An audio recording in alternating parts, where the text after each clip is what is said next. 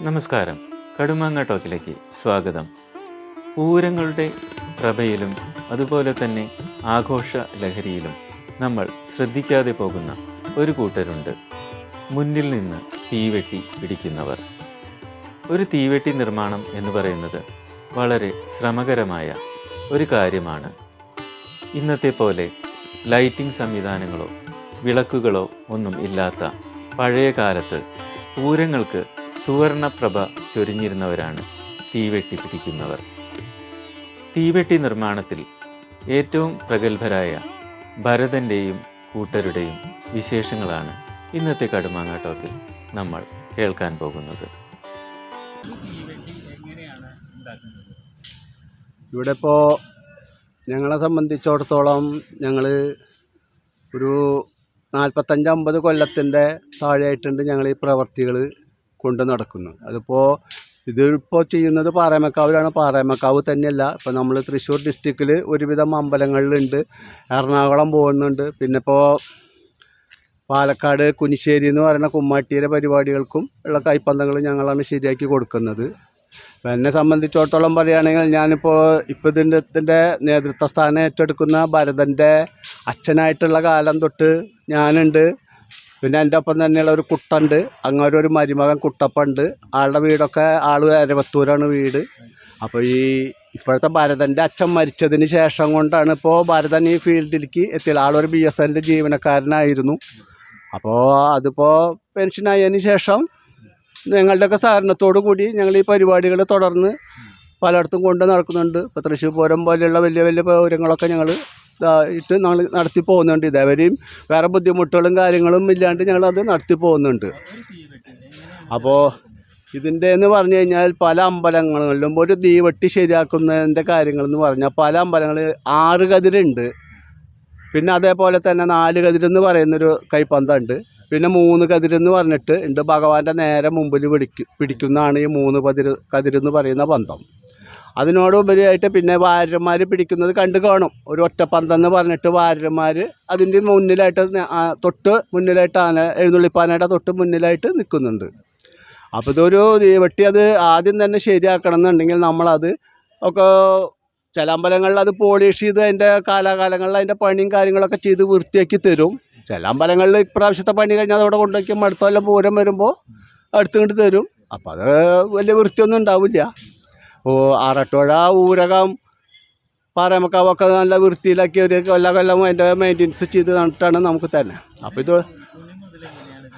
ഇതിപ്പോൾ എങ്ങനെയാണെന്നുണ്ടെങ്കിൽ നമ്മൾ ആദ്യം തന്നെ ഇതിന് പണ്ടൊക്കെ നമ്മുടെ കാരണന്മാരും തെങ്ങും കാര്യങ്ങളൊക്കെ നന്നായിട്ടുള്ള കാലത്ത് തെങ്ങിൻ്റെ പൊതുമ്പെന്ന് പറയുന്ന ഇത് നമ്മൾ കിട്ടാറുണ്ട്. ഇപ്പോൾ തെങ്ങുകളൊക്കെ നശിച്ചു പോയ നിലയ്ക്ക് നമ്മൾ തെങ്ങിൻ്റെ പട്ട വെട്ടി പാകത്തിനാക്കിയിട്ട് ചെറിയ ചെറിയ പീസുകളാക്കിയിട്ട് നമ്മൾ ആദ്യത്തെ സ്റ്റേജ് ഇതിൻ്റെ ഉള്ളിൽ അതടിച്ച് തുണി കൊണ്ട് നന്നായിട്ട് വൃത്തിയാക്കി ചുറ്റി കെട്ടുന്നത് അതിന് ശേഷം കൊണ്ടാണ് നമ്മൾ നല്ല തുണികൾ മല്ലിൻ്റെ തുണി മേടിച്ചിട്ട് അത് പശയുള്ള തുണികളാണെന്നുണ്ടെങ്കിൽ അത് കാരം വെള്ളത്തിലോ എന്തെങ്കിലുമൊക്കെ ഇട്ട് പുഴുങ്ങി അത് സ്ത്രീകളൊക്കെ നിർത്തി അലക്കി വൃത്തിയാക്കിയിട്ട് അതിൻ്റെ പശ കളഞ്ഞിട്ടാണ് നമ്മൾ ഉപയോഗിക്കുന്നത്.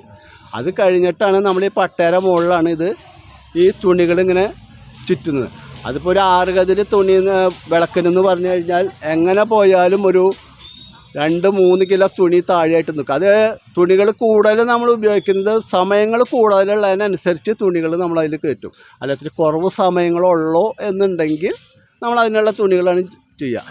അതിപ്പോൾ പിന്നെ എണ്ണയിലാണ് അത് കത്തിക്കുക. പിന്നെ ഇപ്പോൾ നമ്മൾ എന്തെങ്കിലും വേണമെന്നുണ്ടെങ്കിൽ വെളിച്ചെണ്ണയിൽ കത്തിക്കണോണ്ട് വിരോധമൊന്നുമില്ല. പക്ഷേ വെളിച്ചെണ്ണയിൽ കത്തിക്കുമ്പോൾ എന്താണെന്ന് വെച്ചാൽ കണ്ടമാനം ഇങ്ങനെ വിളക്കിങ്ങനെ ആടി നിൽക്കും, എണ്ണയെക്കാട്ടിലും കൂടുതൽ ചിലവായിട്ട് വരികയും ചെയ്യും. ഇപ്പോഴത്തെ കാലം കൊണ്ട് വെളിച്ചെണ്ണയൊക്കെ ഭയങ്കര റിസ്ക്കാണ് വിലയുടെ കാര്യത്തിലും.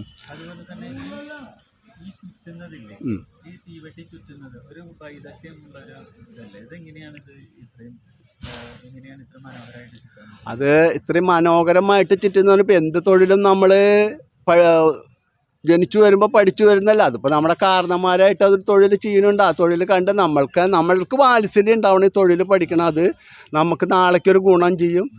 2 ദിവസമുള്ള ആ സീസൺ ആയാലും നമുക്കൊരു അരിക്കാശ് കിട്ടുമെന്നുള്ള നമുക്കും ഇതിനോടൊരു തൃപ്തി ഉണ്ടാവണം. ഇത് പണിയണം, അത് ചെയ്യണം എന്നുള്ളത്.